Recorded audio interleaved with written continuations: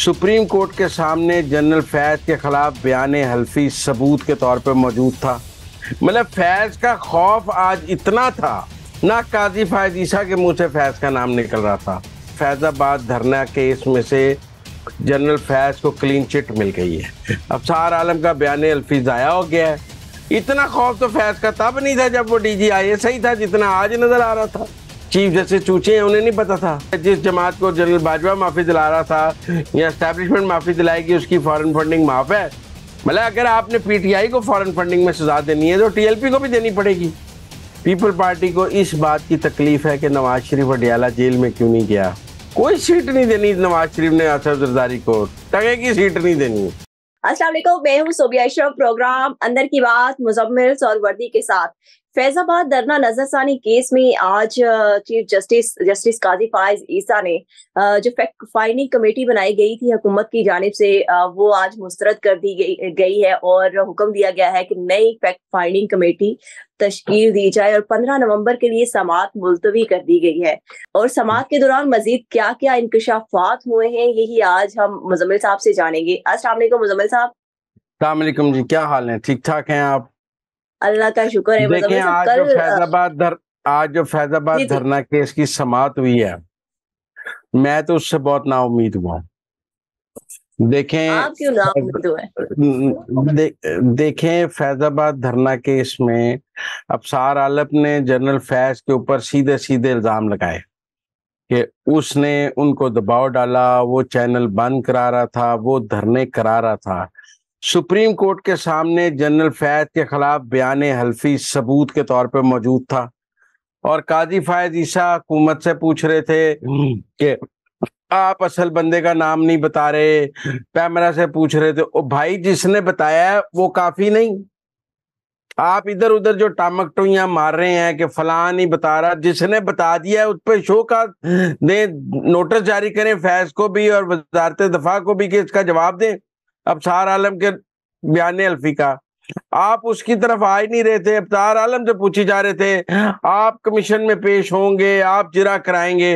ओ भाई, जिस पर इल्जाम लगाया उससे तो पूछो, वो कमीशन में पेश होगा, वो जिरा कराएगा अपने ऊपर के मेरे ऊपर ये इल्जाम लगा है। उससे कोई पूछ ही नहीं रहा। अफसार आलम की जिरा करी जा रहे हैं कि तुम पेश होगे, तुम नहीं करोगे। मतलब फैज का खौफ आज इतना था कि ना हुकूमत के मुंह से फैज का नाम निकल रहा था, ना पैमरा के मुंह से फैज का नाम निकल रहा था, ना काजी फायज ईसा के मुंह से फैज का नाम निकल रहा था। एक कल आप सार आलम कह रहा था भाई असल बंदा फैज है जिन्हें सारा कुछ कराया है, ਉਹਦੇ हाल कोई तवज्जो ही नहीं दे रहा था। वो कह रहे जी फैक्ट फाइंडिंग कमेटी का नोटिफिकेशन नहीं हुआ, वो जी कमीशन नहीं बना, वो जी ओ कमीशन क्या बनाना है? नोटिस दो, फैज को बुलाओ, पूछो। कमीशन तो मिट्टू पाव प्रोग्राम है। आप आज एक कमीशन बना देंगे, वो कमीशन 6 महीने तहकीकात करता रहेगा, बिचो 13 महीने सारे काजी फायज ईसा कुल ने वो कमीशन कहेगा मैनू कुछ नहीं लब्बा। काजी फायज ईसा उस कमीशन की रिपोर्ट मुस्तरद कर देंगे, कमीशन पर एक और कमीशन बन जाएगा, वो कमीशन भी कहेगा मुझे कुछ नहीं लब्बा। जो लब गया उसके ऊपर काफी नहीं। मतलब या तो आप मेरी बात समझे, आप कमीशन बना के क्या कर लेंगे? जो आज अदालत के सामने था, नई कोई बात अदालत में आज के सामने आ जाएगी कमीशन की सूरत में। आप अफसार आलम के उस एफिडेविट पे या तो कार्रवाई कर देते आज, और अगर आप नहीं कर रहे तो आज मैं समझता हूं कि फैजाबाद धरना केस में से जनरल फैज को क्लीन चिट मिल गई है। अफसार आलम का बयान हल्फी जाया हो गया है और कुछ भी नहीं हासिल हुआ, क्योंकि आगे जो इंक्वायरी कमीशन बनेगा वो मिट्टी पाव कमीशन होगा, वो 4 महीने चलता रहेगा। अदालत को कहेगा मुझे सबूत नहीं मिले, अफसार आलम ने जो इल्जाम लगाए थे वो अपने इल्जाम साबित नहीं कर सके हैं, उनके साथ कोई और किसी ने कहा नहीं। तो मुझे लगता है कि फैज को तो आज क्लीन चिट मिल गई है। बाकी इधर उधर को छोटा मोटा आपने कुछ करना है काजी फायज ईसा की इज्जत बहाल करने के लिए तो जरूर कर ले, फैज के खिलाफ कुछ नहीं हो सकता। मुजम्मिल साहब अभी भी फिर डरे हुए थे? हाँ जी, मुझे लगा फैज का खौफ आज भी मौजूद है। ये अहम ही बातें हैं जी, फैज रिटायर हो गया है, फैज के जाने के बाद नई रजी, फैज का खौफ आज अदालत में नजर आ रहा था। नाम एक अफसार आलम के बाद कोई उसका नाम लेने के लिए तैयार नहीं था। इतना खौफ तो फैज का तब नहीं था जब वो डीजी आए, सही था जितना आज नजर आ रहा था। वो और तब जो उसका बयानी नाम ले हल्के में लेता था, अफसार आज आलम तो ने उसका कहा, कोई नाम वही अदालत मौजूदा में लेने चीफ को मैं तैयार नहीं कैमरा था। से सुनना चाह रहे थे चीफ जस्टिस साहब। भाई चीफ जस्टिस चूचे हैं, उन्हें नहीं पता था। अफसार आलम का एफिडेविट मौजूद था, उसका एफिडेविट कोड़ा है सलीम बेग कह देगा तो वो ज्यादा इंपॉर्टेंट है। वो भाई मैं समझता हूं कि जिन्होंने नजर सानी की दरखास्तें आज वापस ली हैं दायर करके, काजी फायद ईसा को चाहिए था कि उन सब को कटहरे में खड़ा कर देता। क्यों आज उसने वापस लेने दी दरखास्तें? वो कहता है जी जिसने दरखास्त दायर की है और आज वापस ले रहा है उसको अदालत का टाइम दाया करने पर मैं 1-1 करोड़ रुपए जुर्माना करता हूं। भैया आपने अदालत में दरखास्त नजर सानी की दरखास्त दायर की, 4 साल बाद आप वापस ले रहे हैं, आपने अदालत का टाइम दाया किया, करोड़ करोड़ रुपया इनको जुर्माना करता, चेयरमैन पैमरा को भी, तहरीक इंसाफ को भी, सबको, शेख जो जो दरखास्तें वापस ले रहा है कहता है 1-1 करोड़ रुपया जुर्माना कर रहा हूं और तौहीन अदालत का नोटिस दे रहा हूं। छोड़े ना जिसने मुझे पर तो मुजम्मिल आज साहब कितना मजाकिया जवाब था चेयरमैन पैमरा का कि उन्हें पूछा गया कि आपको नजरसानी दरखास्त किसने दायर करने का कहा, तो उन्होंने कहा कि हमारी लीगल टीम होती है, सब दायर कर रहे थे तो हमने भी कर दी। तो इन्हें अदालत का नोटिस दे देता ना वापस लेने पर कि आपने अदालत का वक्त जाया किया है, करोड़ रुपए जुर्माना दायर कर देता और कहता सलीम बेग साहब जाओ जाओ दूसरी ताड़ी लीगल टीम ना 3 दिन 1 करोड़ रुपए जुर्माना जमा कराती, पीटीआई को भी जुर्माना कर, सबको क्यों जाने दे रहा है काजी फायद ईसा सारों को? क्यों आम माफी का ऐलान करी जा रहा है अदालत में बैठकर? मुझे तो समझ नहीं आ रही ये मिट्टी पाओ पॉलिसी क्या है कि जिन्होंने नजर सानी की दरखास्तें दी हैं वो आज वापस लेकर अदालत से चिट्टे नाते तोते वापस निकल रहे हैं। क्यों निकल रहे हैं? उन्होंने 4 साल इस मुल्क में अदालत का टाइम जाया नहीं किया नजर सानी की दरखास्तें देकर। वो अदालत से, ये अदालत को क्रिकेट का ग्राउंड है, जब खेल लिया, जब ना चाह खेल लिया, मैच कॉल ऑफ कर दिया। मुजम्मिल साहब आज की समाअत के बाद क्या 15 नवंबर की समाअत से कुछ तवक्को की जाए? नहीं, मुझे तो नहीं रही। मुझे लगा कि बेंच में दम ही नहीं है, माजरत के साथ इस बेंच में दम नहीं है कि ये फैजाबाद धरना, यहाँ तो काजी फायद ईसा साहब भी बड़े मोहतात हो गए हैं और अब वो काजी फायद ईसा नहीं है जिसने फैजाबाद धरना केस का फैसला दिया था। मुझे लगा ही एक नोटिस के बाद उनका भी एक रेफरेंस के बाद उनका भी सॉफ्टवेयर अपडेट हो गया। मुझे तो लगा ही नहीं आज वो जितने मोहतात और जितने डरू खेल रहे थे, सारा कुछ उनके सामने था। उन्होंने सबकी दरखास्तें भी वापस लेने दी, उन्होंने सबको जाने दिया, उन्होंने कहा अच्छा आपने इंक्वायरी कमीशन भी नहीं बनाया, अच्छा आपने फैक्ट फाइंडिंग कमेटी का नोटिफिकेशन भी नहीं किया, अच्छा कोई बात नहीं मैं आपको 15 नवंबर तक टाइम देता हूँ। क्या है ये? मेरा मतलब तारीख पे तारीख, तारीख पर तारीख, मिट्टी पाओ पॉलिसी हुकूमत भी खेल रही थी। मैं आपको बताता हूँ, एयर मार्शल जो असगर खान केस में मिर्जा असलम बेग रिटायर हो चुके थे, उन्हें अदालत ने बुलाया तो उन्हें पूरा आर्मी चीफ के प्रोटोकॉल में अदालत भेज दिया गया ये बताने के लिए कि हमारा रिटायर्ड आर्मी चीफ भी आर्मी चीफ ही होता है, हम उसको हाथ नहीं लगाने देंगे।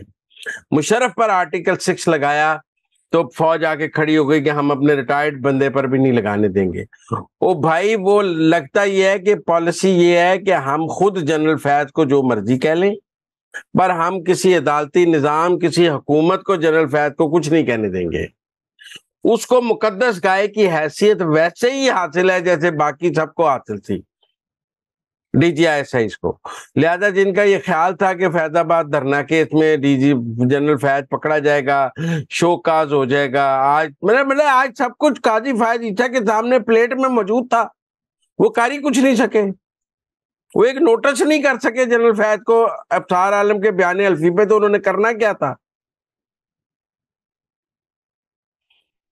मुजम्मिल साहब आपका कहना है कल भी सबके हाथ बांधे हुए थे, आज भी बांधे हुए हैं। अच्छा दूसरा एक बड़ी अंदर की खबर है आपके पास, आसिफ अली जरदारी साहब, उन्होंने कहा है कि नहीं, हम पहले वो TLP के फॉरेन फंडिंग पे बात करना चाहते हैं, जरा आपको पता ही है वो ज्यादा इम्पोर्टेंट बात है।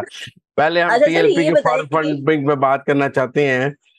देखिए आज अदालत में TLP का फॉरेन फंडिंग भी का मामला भी सामने आया और इलेक्शन कमीशन ने कहा जी ये फॉरेन फंडिंग पीनट्स थी, लिहाजा हमने इस पे एक्शन नहीं लिया। मुझे तो लगा इलेक्शन कमीशन भी, मेरा मतलब है कि टीएलपी जनरल बाजवा के दौर में टीएलपी को चूंकि जनरल बाजवा के जरिए माफी मिली थी और उनको उन बहाल भी जनरल बाजवा के जरिए हुए थे। आपको पता है आर्मी चीफ के घर में वो मीटिंग हुई थी मुफ्ती मुनीब और अकील करीम डैडी वाली, जिसमें वो सारा कुछ हुआ था। जनरल बाजवा ने उनको माफी लेके दी थी, तो उसमें उनकी फॉरेन फंडिंग भी माफ हुई थी। जो आज बात सामने आई कि टीएलपी तो फॉरेन फंडिंग में उड़ रही थी। भाई ये सवाल नहीं है कि फॉरेन फंडिंग की जो रकम है वो कम है या ज्यादा। फॉरेन फंडिंग 1 रुपए की भी जुर्म है सियासी जमातों के लिए। आपने ये क्या कहा कि उनकी बड़ी कम थी तो लिहाजा हमने एक्शन नहीं लिया। भाई 1 रुपए की थी, आपको एक्शन लेना चाहिए इलेक्शन कमीशन को। क्या मतलब है जिस जमात को जनरल बाजवा माफी दिला रहा था या एस्टैब्लिशमेंट माफी दिलाएगी उसकी फॉरेन फंडिंग माफ है, जिसके एस्टैब्लिशमेंट खिलाफ होगी उसकी फॉरेन फंडिंग माफ नहीं है। मतलब अगर आपने पीटीआई को फॉरेन फंडिंग में सजा देनी है तो टीएलपी को भी देनी पड़ेगी। बिल्कुल ठीक, ठीक है ना। अब ये भी काजी फायद ईसा का इम्तिहान है कि क्या वो टीएलपी पर फॉरेन फंडिंग का रेफरेंस बनाने का हुक्म देते हैं या नहीं देते हैं। जब रिकॉर्ड पर बात आ गई है कि उनको फॉरेन फंडिंग मिली है, इलेक्शन कमीशन ने मान लिया है कि उनको फॉरेन फंडिंग मिली है, तो फिर फॉरेन फंडिंग का रेफरेंस क्यों नहीं दायर हो रहा? ये क्यों नहीं अदालत ने आज हुक्म जारी किया? मुझे तो नहीं समझ आई। वो कहते कि जी टीएलपी के खिलाफ फॉरेन फंडिंग का रेफरेंस फाइल करें और इसकी जमात की रजिस्ट्रेशन कैंसिल करें, फिर आज उस पर भी कोई कार्रवाई नहीं हुई। तो मेरा मतलब है अगर आपने कोई कार्रवाई नहीं करनी तो इतनी लंबी लंबी समातें करने का क्या फायदा है जी। मुज़म्मिल साहब ये तो बहुत बड़ी खबर है, इस पे तो हुकूमत को एक्शन लेना चाहिए ना। हुकूमत जो है वो इसके हवाले से, मैं कह रहा हूँ एस्टेब्लिशमेंट पीछे है तो आप हुकूमत को एक्शन लेना चाहिए। आप भी तो बच्चों वाली बातें करती हैं। मैंने सारी कहानियां आपके सामने रखी है। आप वो कहते हैं सारी रात हीर रांझा सुन के सुबह बंदे ने कह दिया हीर मुंडा सी या कुड़ी। पर मुज़म्मिल साहब आपको भी पता है जब तक वजीर आजम सीटों पे बैठे होते हैं वो कहते हैं हम सब कुछ कर सकते हैं, सब कुछ हम ही कर रहे हैं। जब मुझे तो आपको कुर्सी तो से पता है उतरते हैं तो वो कहते हैं हमारे हाथ बंधे हुए थे, हमने कुछ नहीं किया, हमसे करवाया गया, बल्कि हमारी नजरों के सामने होता रहा, हम देखते रहे। ऐसे ही होता है। अब हम इस पर फिर किसी दिन प्रोग्राम कर लेंगे। आज फॉरेन फंडिंग का मामला सामने आया, मैंने कहा हमें ये बात जरूर करनी चाहिए कि टीएलपी की फॉरेन फंडिंग को माफी नहीं मिलनी चाहिए, क्योंकि अगर पीटीआई की फॉरेन फंडिंग को माफी नहीं मिल रही तो फिर पीटीआई टीएलपी की फॉरेन फंडिंग को क्यों माफी मिल सकती है? फॉरेन फंडिंग जुर्म है, मिल रही है तो दूसरे को भी मिलनी चाहिए। अगर फॉरेन फंडिंग जुर्म है तो फिर टीएलपी की फॉरेन फंडिंग भी जुर्म है। अगर नहीं जुर्म तो फिर पीटीआई की भी नहीं जुर्म। फिर आप पीटीआई को क्यों घसीट रहे हैं?